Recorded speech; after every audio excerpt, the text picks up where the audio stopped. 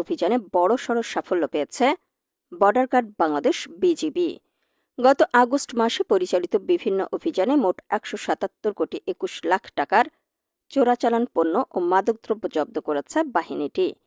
জানা গেছে, জব্দকৃত পণ্যের মধ্যে রয়েছে ১৩ কেজি ৪৪০ গ্রাম স্বর্ণ, ১৮ কেজি ৭৩০ গ্রাম রূপা, ৮,৭৩৯টি শাড়ি, ৪,৯০৩টি থ্রি পিস বা চাদর, ৪৪ লক্ষাধিক কসমেটিক্স সামগ্রী, ১৪ লক্ষাধিক আতশবাজি, ১,৫৪৮ কেজি গাঁজা, ১২ লক্ষাধিক ইয়াবা এবং ১,৮০,০০০ বিভিন্ন ধরনের ট্যাবলেট ও ঔষধ।